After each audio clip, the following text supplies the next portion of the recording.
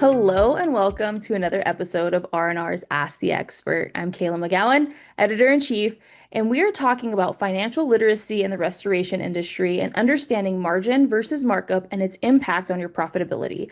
Today's special guest is Ben Justison, one of my new friends that I've had an opportunity to meet and talk about. So I'm super excited to talk today about all of this. A little bit about Ben. He's the enterprise solution consultant with DocuSketch, and he's a seasoned industry executive with over 2 decades of experience.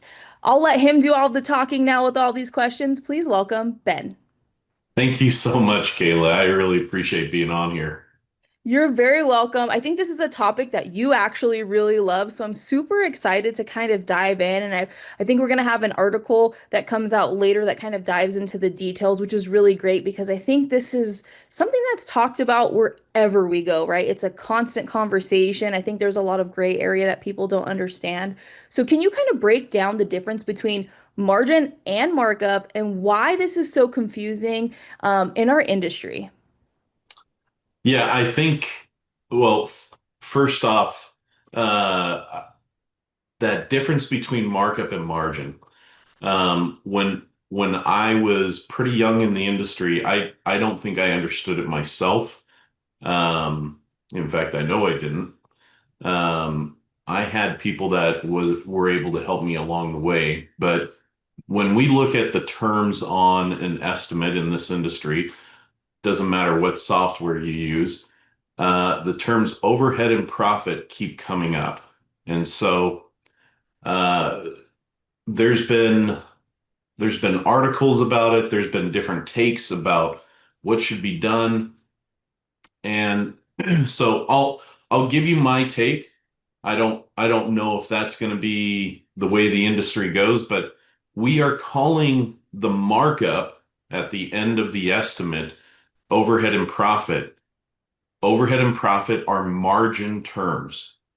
So if I was to take, I'm just going to throw out a number, $100, and let's say that's my cost. So if I take $100 and I need to add 20% to it. So if I add that 20%, that's $20. So now I'm going to charge $120. Now that 120 as my sale, if I take that same $20 and look at it as a percentage of $120, it's only 16.67%. So as a percentage of the cost, it's 20%, but as a percentage of the revenue, it's 16.67. So markup is a percentage of cost, margin is a percentage of revenue. That's as simple as I can make it. So if I need to have, let's say, 30% for my overhead and 12% for my net profit, so that's 42%, right? That means I would have to do a markup of 72%. Now, if I was to add that to the end of the estimate, just about everybody, including contractors, would probably freak out, right? Yeah. And so there's margin that's coming from different parts of the estimate. You can make margin by beating the budget. You can make margin by getting bulk savings on materials. But really, there is margin that is included in the labor, the retail labor.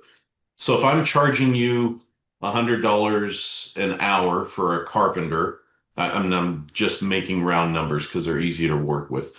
If I'm charging you $100 and that person, I pay them $35, and then their labor burden, which is their payroll taxes and fringe benefits, let's say that's $15.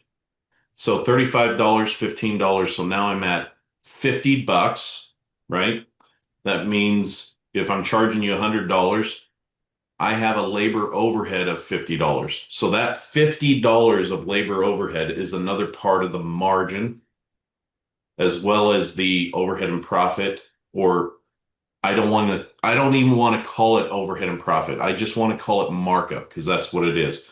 Now, people can call it whatever they want. I don't care if they call it an admin fee, markup, contractor or general contractor fee. I don't care. But let's stop calling it something that it's not. And that's pretty radical. I don't know that this industry can handle it. I don't, you can keep it at 20%, 10 and 10. Just don't Yeah. call it overhead and profit. And this is why.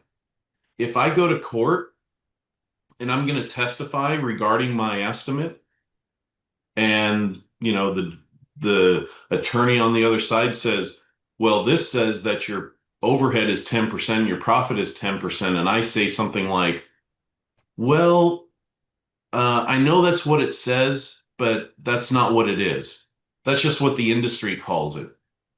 That turns into a very confusing discussion, and trying to explain that, we need to stop calling it overhead and profit.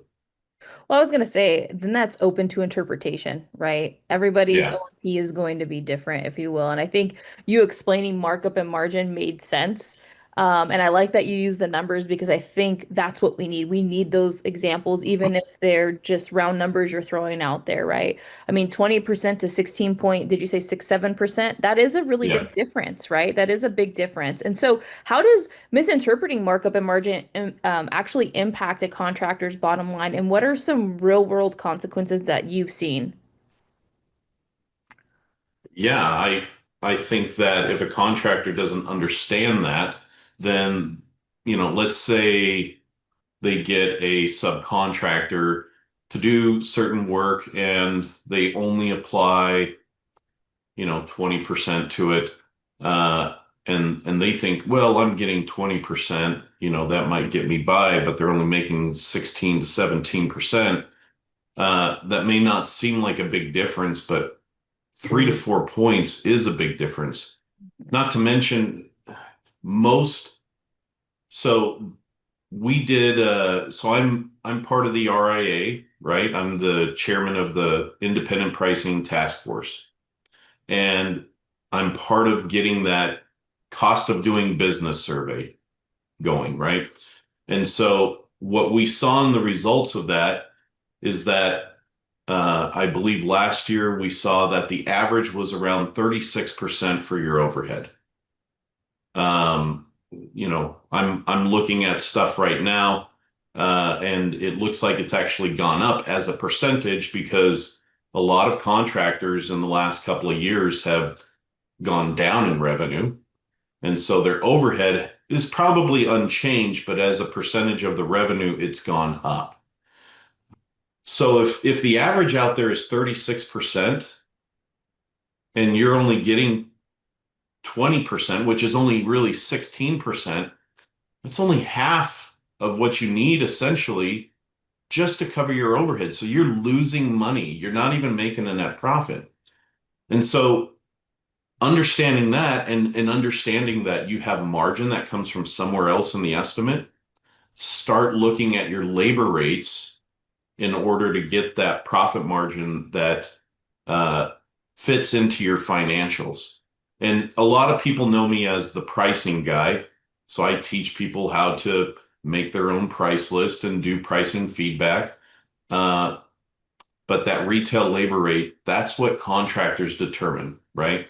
And so that's what I would encourage people to do. Well, I would say too, to your point, the customized pricing also depends on where you are in the world, right? Like what, not one size fits all, right? I'm in Las Vegas. I know your team is kind of spread out all over the country, which means everybody has a different dynamic. Everybody has a Yeah, different economic status here. I had my own loss during COVID, and the pricing from my contractor was reasonable. It was yeah, during COVID.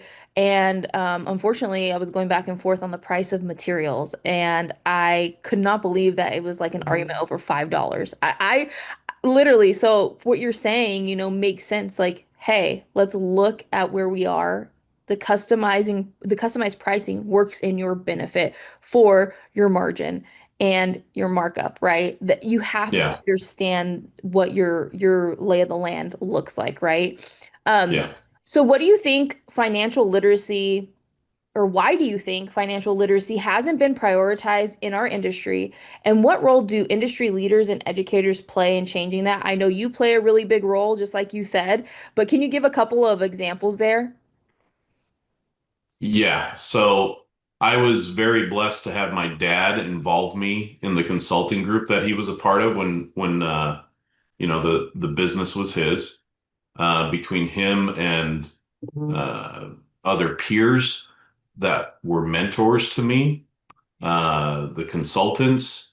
Uh, I learned a lot through a book called The E-Myth. That the E-Myth, the entrepreneurial myth, that is that most people getting into business are technicians, right? It could be somebody named Mary and she makes pies, and everybody's like, you should go into business making pies. You would be amazing because your pies are so good. And so, sure enough, they start up a pie business and it's called Mary's Pies. You know, this plays out in many industries the same way. And so, because of that, and I have to tell you, my brother and I've got really good friends that are dentists. They go to pretty prestigious schools, get educated in their field to become dentists.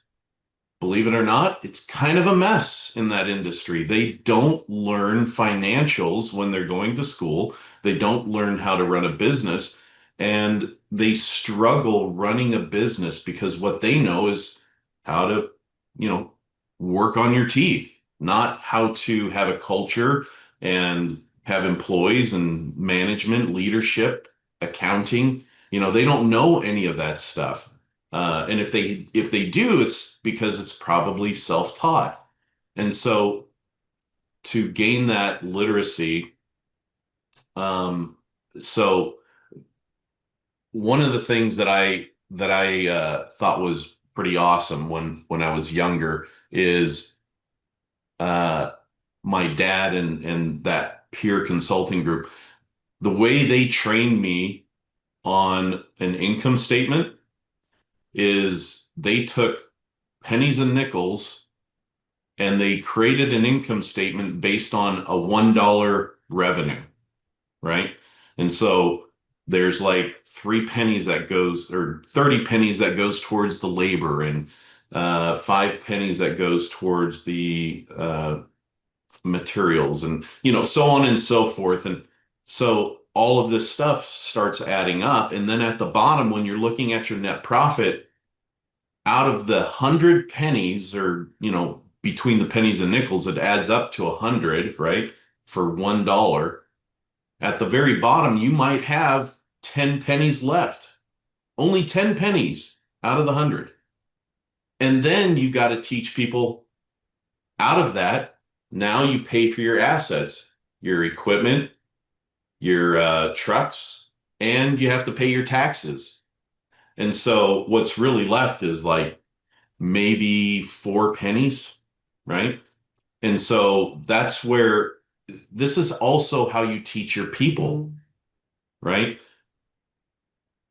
Once you do that, it really opens up their eyes. It certainly helped me. And then, then you get into the real income statement and start learning that.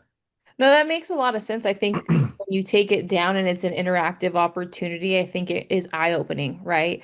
Even something as simple as a dollar. You're like, oh, a dollar, I can stretch that with pennies, and then when you get to the end, to your point, you have 10 cents left, and then you're like, oh wait, you have to pay for your equipment. You have to pay for your um, vehicles. You have to pay for maybe maintenance on your equipment. And like you said, you might have 4 cents left, and that's not really a lot out of a dollar. That's 4%, right? It's a little scary when you Yeah. look at things like that. So, I think it's really important to echo that you need to get involved with people who know this space and more of the business side of things because, to your point, most people who are starting a business sometimes are a technician or maybe a Right. PM. And, you know, there's HR, there's accounting, there's culture, there's operations now. That's totally different than maybe what they were doing before. And so to understand that fully, you do need to get involved with somebody like Ben or in the network with Ben there. So what tools and technologies or platforms are helping contractors better understand and manage their financial health today? I know there's quite a few out there, but what would you recommend maybe or talk about as someone is listening to this and trying to figure out, where do I go? How do I start? I think it is leaning with the industry, but I'll let you take it away from here. So one of the things that the consulting group asked me to do, so I understood my numbers better, I took over the business and bought my dad out at a pretty young age. I was only 30 years old. And so there were a couple of concerns by, you know, people that were more experienced than me that one, I should get management consulting, and then two, I should learn my accounting program. And so it doesn't matter what accounting program you have, they pretty much have videos that go through educating you on any point of it.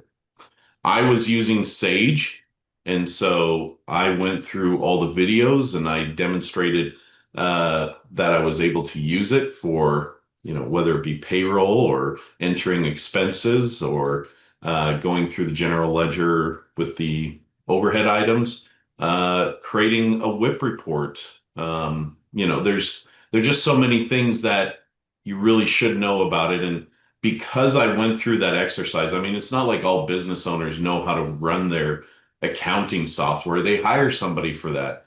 But because I did that, I got the knowledge I needed to, right? So it's kind of like, well, if you're going to own a water damage business, sure, you can just hire people that know how to do that. But wouldn't it be good if you knew how to do it yourself? Not that that's your job every day is to go out and suck up the muck, but uh, you should know how to do it. But when it comes to the different technology as far as accounting and financial sense, obviously estimating is a big part of the financial equation, right? You have to have your numbers correct. So, of course, I'm extremely biased because I'm a trainer for estimating. And so I'm going to say, yeah, come out to my classes. So, shameless pitch there is uh, look, me and Chris Laney, we do a 3 day class. I'm doing an educational series, but we do an in-person 3 day class. And we're not going to hold back. All the things that helped me be successful, all the things that helped Chris be successful, we're going to teach you. And so, um, what I love is when I have somebody in the class that is from outside of the industry, usually general construction, and it doesn't matter if it's home building or remodel. When I ask them, how did you determine what your cost should be for the job? How did you make an estimate? And inevitably they say, I made a takeoff. That's how many sheets, how many sticks, how many gallons, how many hours. When you have that, you know exactly what your cost is. And unfortunately, today, the estimators that we have are data entry people. They are too reliant on the software to tell them this is what I need.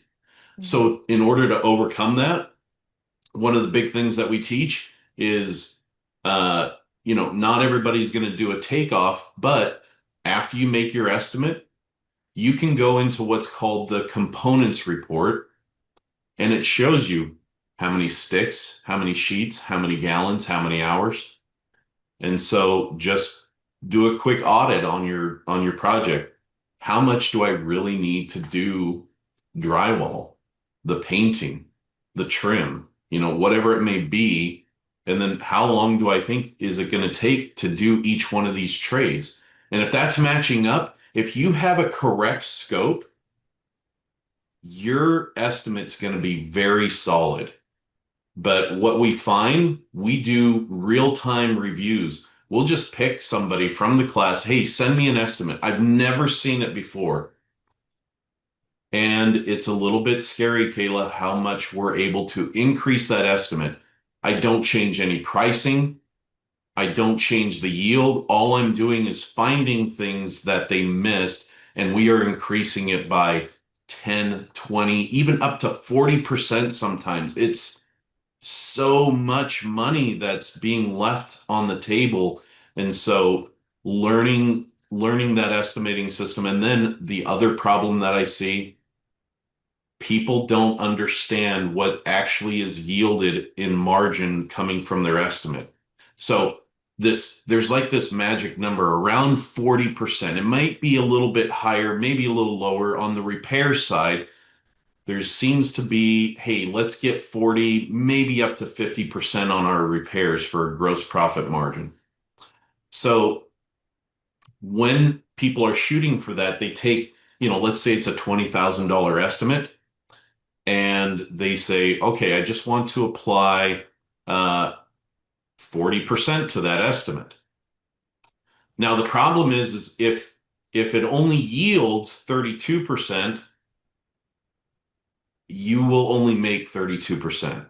You might be able to get a subcontractor to come down in their price, but most subs are like, I can't do it for that. And Mhm. this is what you find across the industry. They're like, why didn't I make my margin? I set it at 40%. Well, you don't know what it yields. And here's what's even worse, Kayla. What if it yields 50% and you don't know it and you set the budget for 40%?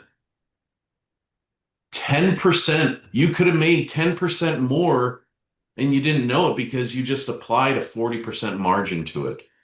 I see this happen both ways all the time. So, I would definitely say to your point, take a second to get the education and training that you need. It will help you in the future with better practices and more discipline when it comes to the financial decisions of your business. I think it's an inclusive thing with your team, right? So that they can understand that they're making a difference in the business life and the outcome, right? And to your point, yeah, hey, send us an estimate. Let's see what we can find. And we're not talking about marking up all of this stuff. We're trying to find what you actually missed. And to your point, that last point there was, if you only set that 40% in your mind and it really could have been 50, you never even took that opportunity to even see that it could have been 50%. You were so dead set on the number that's talked about all the time.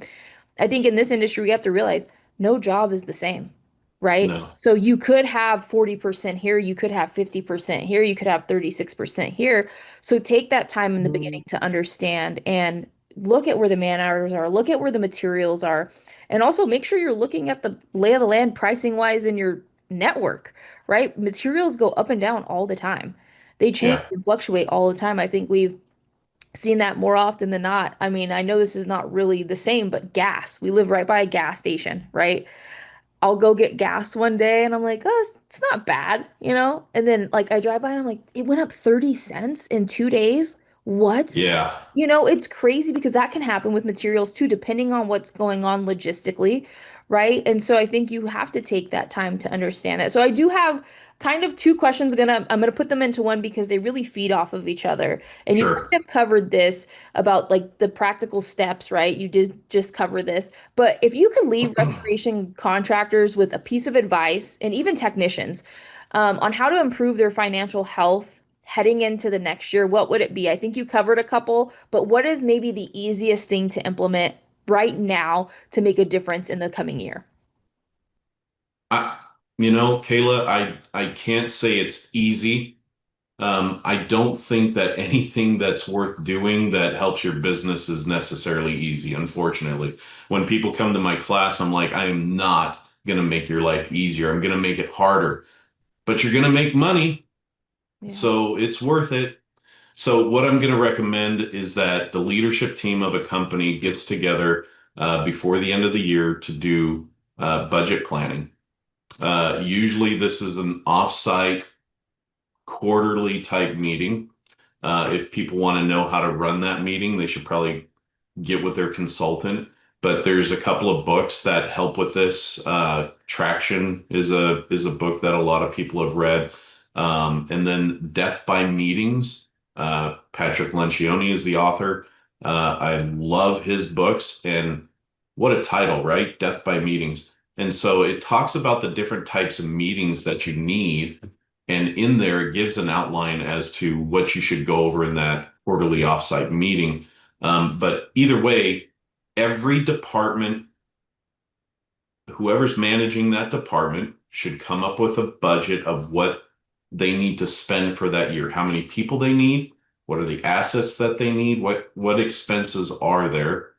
They need to understand what should they produce to overcome those expenses, submit that, to the leadership team, but then they should also have a backup plan. So if you're not meeting your goals, you need to have what's called a working budget. And so that working budget means as the year progresses, you're going to look at your financials and say, okay, well, my department, we're exceeding the goal by 100,000 so far.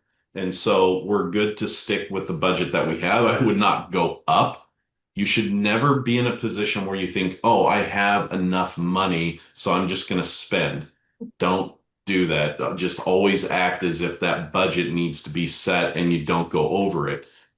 But if it's lower than that, every department manager needs to have a plan as to how do we cut this back? Do we not hire that extra technician? Do we not hire that extra project manager? Whatever it is. And then, well, maybe we can't get the equipment that we wanted, or maybe we can't expense certain things, or whatever it is, you need to make sure that that plan is in place. So when the contingencies happen, you're ready for it. It's not like, surprise, let's lay off a bunch of people and nobody knew, right? To me, the transparency needs to be there. So one of the things I did in my company is, I told you how I demonstrate with pennies and nickels to a dollar for an income statement. Every other month, I had an all company meeting. We gathered, and I had 3 offices, but it was worth it to me to have everybody travel to the one office. And we went over the financials. We did other things during that meeting, but we went over the financials. We made sure our people knew what the goals were and where we stood throughout the year. And there are going to be owners that they don't do this, and that's fine, but I feel like your team and your culture will get better if you do this. Um, if you're not, there's probably one of two things, or maybe both happening. One, maybe your hiring process isn't great and you don't have the right people, and that's why you don't trust them to see the financials. And it's not like you have to show every single dollar. You basically show in percentages how you're doing, right? But then you probably have fear-based management. And so both of those are toxic to your company, especially if it's coming from the top. So I would recommend that you change that to improve your culture so you can share your numbers. Yeah, that was a great breakdown, honestly. It's not just one thing, it's multiple things, right? And I think that's really important to understand that one thing that I really appreciated is you mentioned offsite. I think that's very important. I also think that it's important to not have your devices out at all. This is a strategic planning opportunity for you guys to really focus on the business and the numbers and to take it that way. Take it seriously that way. I think the easiest thing as far as action items for people is to go buy those books. Take a second.